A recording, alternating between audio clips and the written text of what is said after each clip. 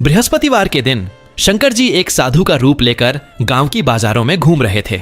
साधु के फटे हुए कपड़े थे, नंगे पैर थे और हाथों में एक खाली कटोरा था। सबसे पहले शंकर जी गांव की सबसे बड़ी किराने की दुकान में पहुंचे।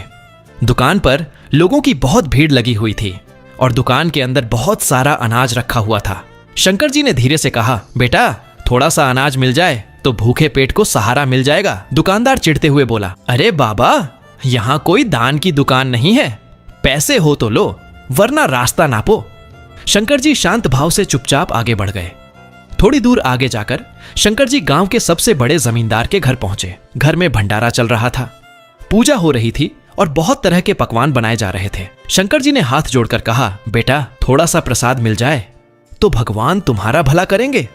जमींदार ने गुस्से में कहा, यह प्रसाद भिखारियों के लिए नहीं है, यह प्रसाद मेहमानों के लिए है, यहां से निकलो। बूढ़े शंकर जी मुस्कुराते हुए आगे बढ़ गए। रास्ते में शंकर जी गांव के किनारे एक टूटी हुई झोपड़ी के पास पहुंचे, जहां पर एक गरीब लकड़हारा बैठा हुआ था और उसके पास सिर्फ सूखी हुई खिचड़ी बची हुई थी।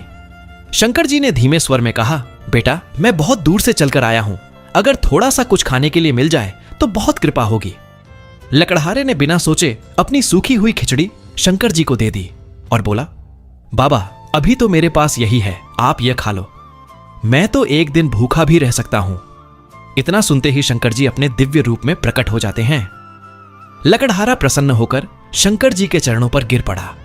शंकर जी ने लकड़हारे की टूटी हुई झोपड़ी को एक सुंदर पक्के मकान में बदल दिया। लेकिन अफसोस, फिर भी किसी ने शंकर जी के लिए लाइक और सब्सक्राइब नहीं किया।